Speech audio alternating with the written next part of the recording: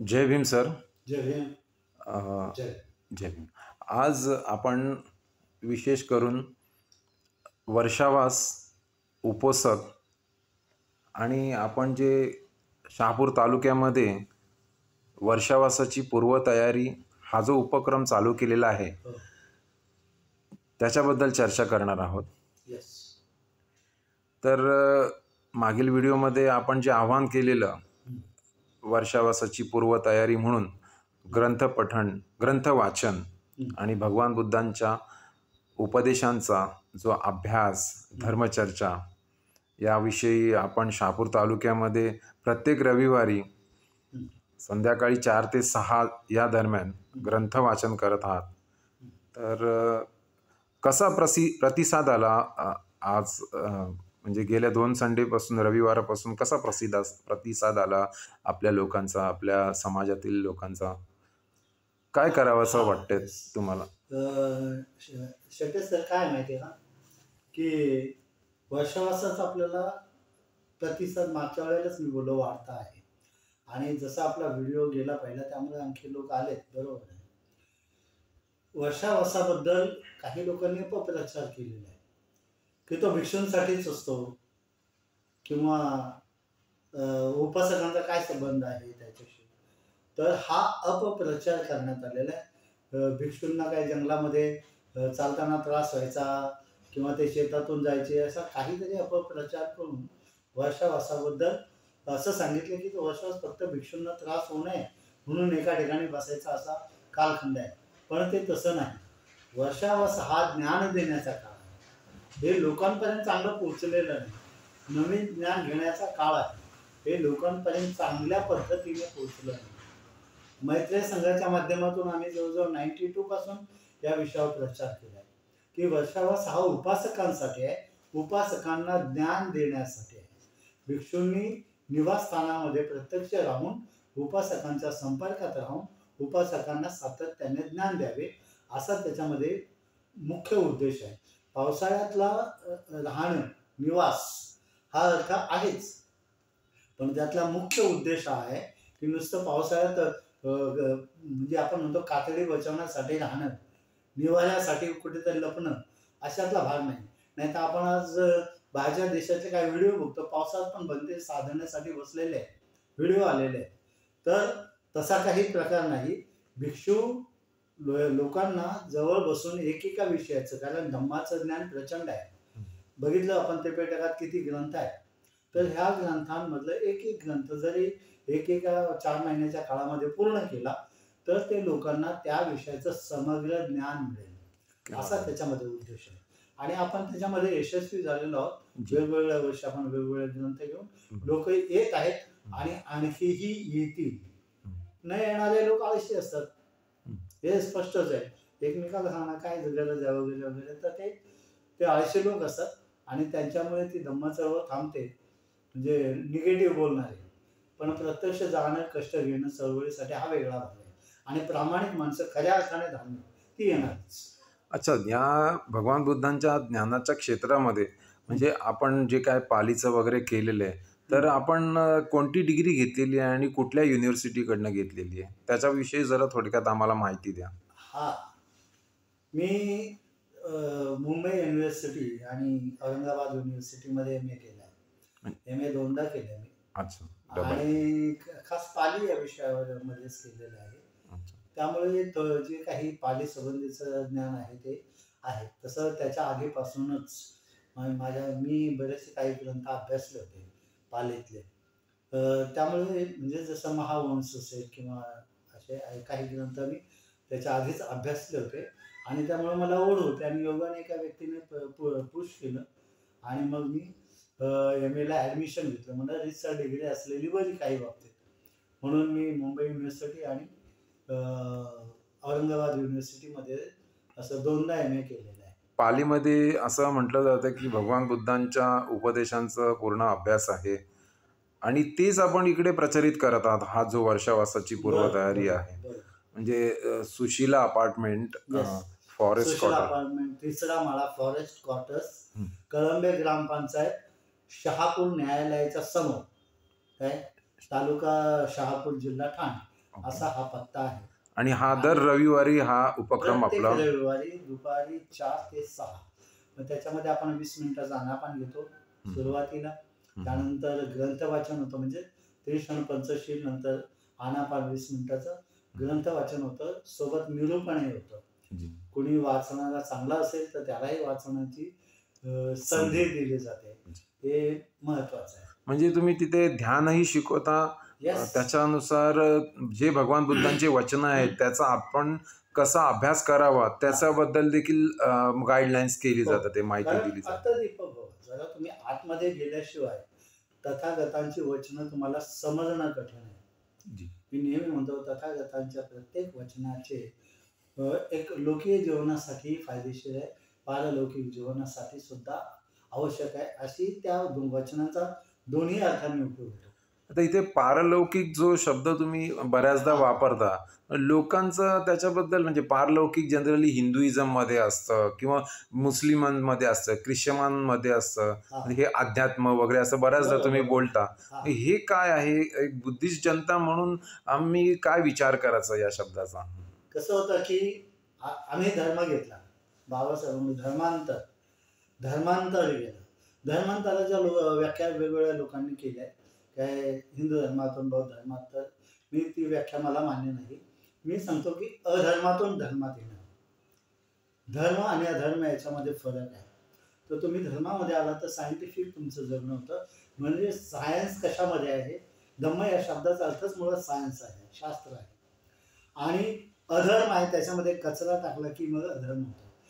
बुद्धांच्या विचारातले काही भाग घ्यायचे आणि त्याच्यामध्ये कचरा टाकला की मग वेगळा प्रकार होतो. आणि धम्म, अधम्म आणि सद्धम्म हे जे प्रकरण आहे, हे ज्या व्यक्तीने वाचलंय द बुद्धांनी धम्मा ग्रंथामधून, त्याला यातला फरक कळेल. बुद्धांचा धम्म जो बुद्धांनी सांगितला तो 2500 वर्षापूर्वीचा आहे, आणि आता तुम्ही जे जे धर्म म्हणून जी नावं घेतली ती कधीची आहे, नंतरच्या काळातली. त्यामुळे ते आमचं आहे, पण तुमचं जरी असलं तर ते तुम्ही कुठून घेतलं याचा जो शोध घेतला तर तुम्हाला बुद्धांकडे यावं लागेल. आणि त्यानंतर तुम्ही घेऊन त्याच्यात किती कचरा टाकलाय त्याचा शोध घेतला तर ते तुमचं कर्म आहे. तर त्यामुळे हे आमचं आहे असं नाही. आणि ज्या लोकांनी धर्मांतर केलंय ते लोक काय करतात, बस आम्ही आता बौद्ध झालो. बरेचसे लोक, सगळेच नाही म्हणत, अपवाद आहेत, तुमच्यासारखे काही लोक प्रामाणिकपणे धम्मचक्र श्रद्धावान असलेले लोक विश्वास करतात.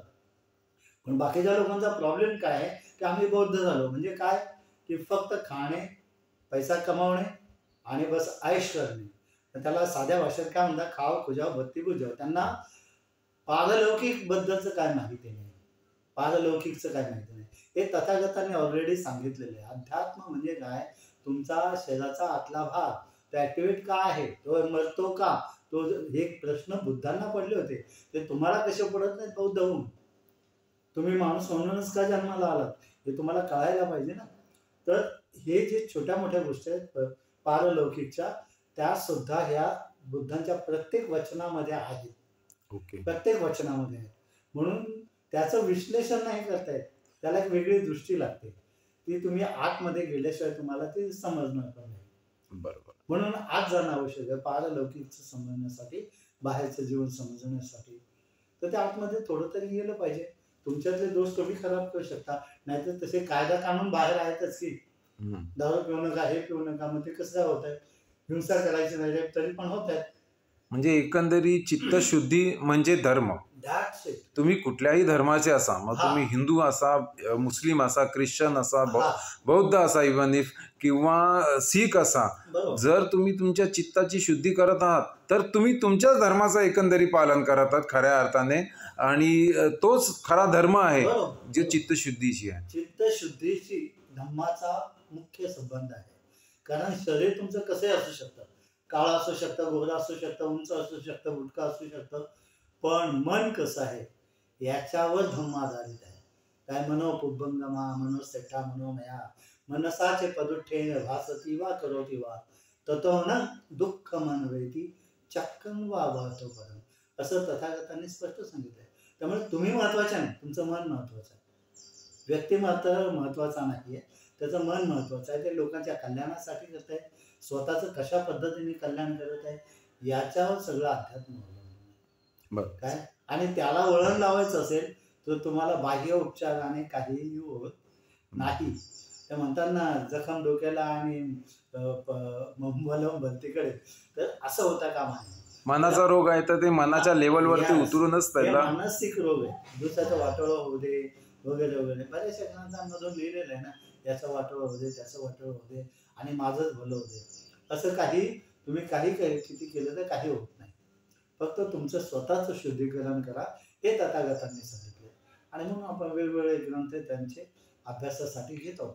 आणि तीच गोष्ट हीच बुद्धाने वेगवेगळ्या भाषेत वेगवेगळ्या ग्रंथामध्ये अतिशय वेगवेगळे, म्हणजे जसे एकच मटेरियल असताना वेगवेगळे चॉकलेट्स बनतात त्याचे, सेम तशाच पद्धतीने वेगवेगळ्या ग्रंथामध्ये वेगवेगळ्या भाषा सांगितलेल्या आहे.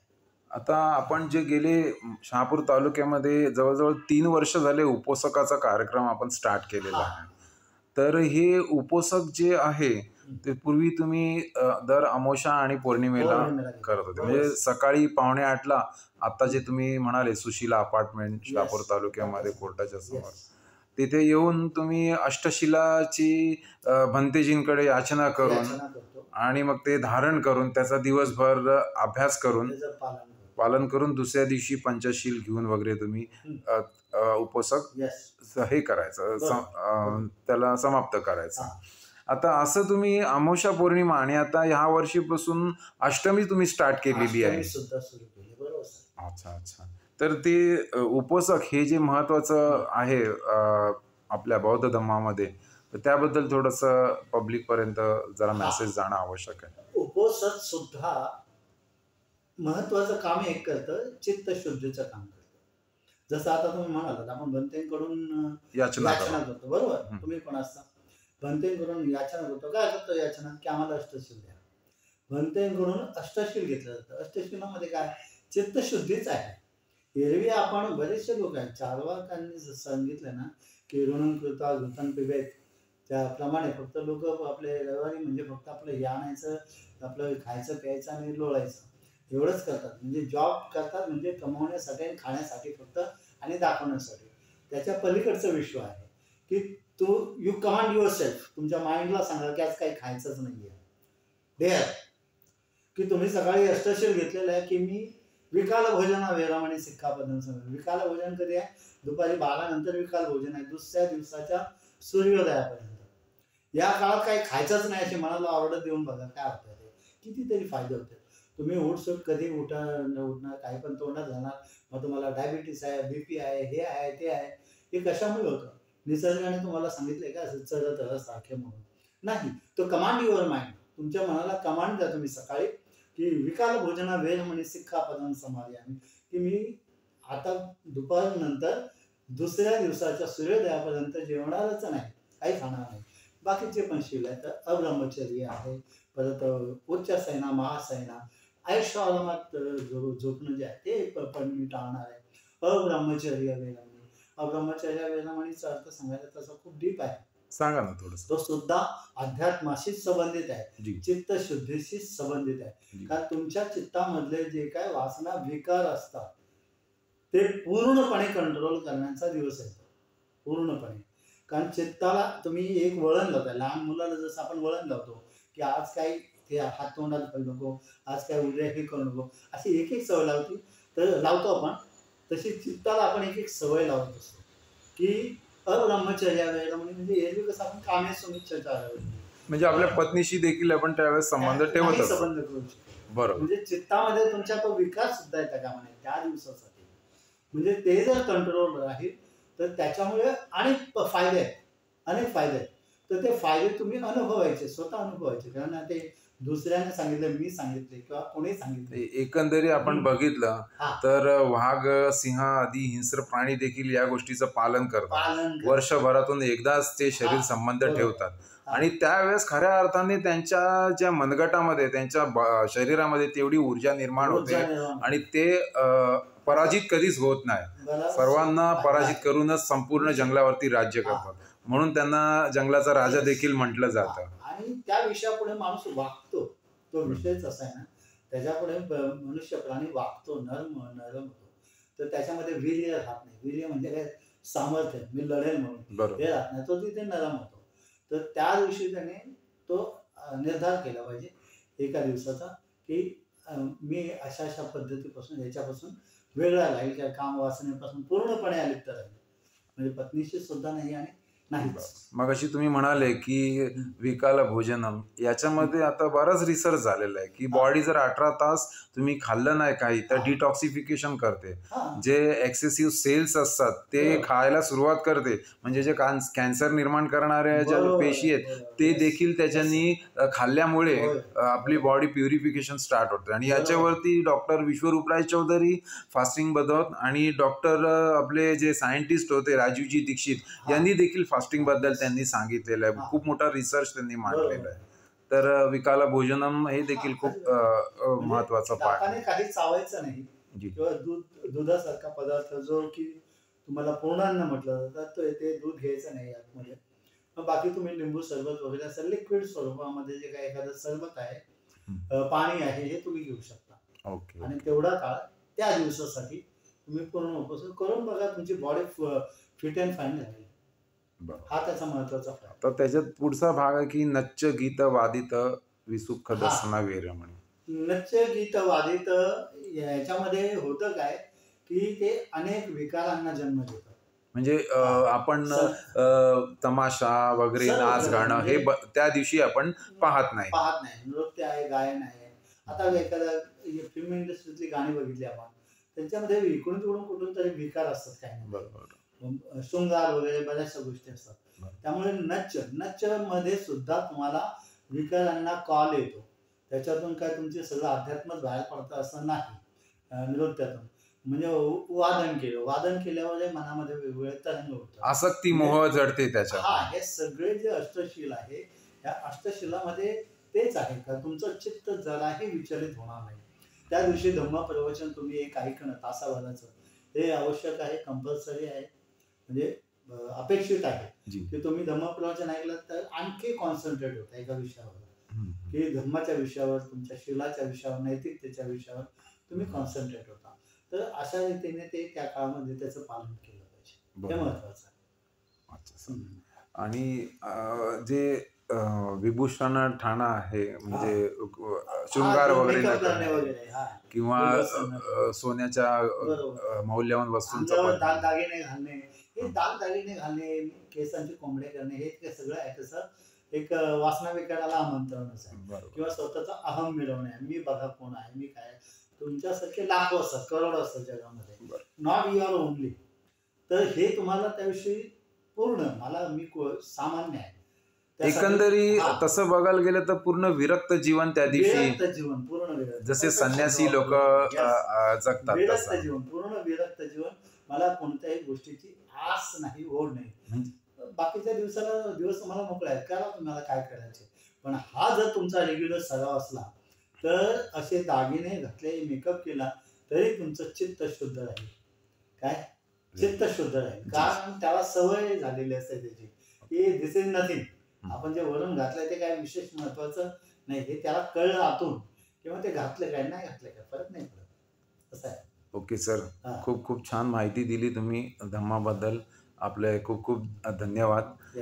तर आता मी या चॅनलच्या माध्यमातून संपूर्ण बौद्ध जनतेला आवाहन करतो, आमंत्रण देतो की प्रत्येक उपोषक म्हणजे अमावस्या, पौर्णिमा आणि अष्टमी, आमचे जे फॉरेस्ट क्वार्टर्समध्ये केदारी मावशींचं जे घर आहे, जिथे आता विहार देखील त्यांनी स्थापन केलं, खूप छान बांधलेलं आहे. त्यामुळे त्या जागेला देखील एक वेगळं महत्त्व प्राप्त झालेलं आहे. त्या ठिकाणी 7:45 वाजता आपण सर्वांनी यावं, उपोषकाची याचना करावी, ते धारण करावा आणि त्याचे जे एक वेगळे विशेष जे लाभ आहेत, जे मगाशी सरांनी शब्द वापरला लौकिक, म्हणजे ह्या जगातले देखील, या जगात आपण राहतो त्याच्या बाबतीत वावरताना जे जे काय फायदे होतात, अप्रतिम फायदे आपल्याला होतील. आणि पारलौकिक देखील, म्हणजे तुमची चित्तशुद्धी होणार, मन स्थिर राहणार, शांती लाभ होणार. तर अशा या उपोषक धारण करण्यासाठी आपण निश्चितच उद्या यावे. आणि अशाच प्रकारे अष्टमी, अमावस्या आणि पौर्णिमेला 7:45 वाजता या ठिकाणी आपण सर्व उपस्थित राहावे ही मी आपल्याला विनंती करतो. जय भीम सर. जय भीम. नमो बुद्धाय. धन्यवाद.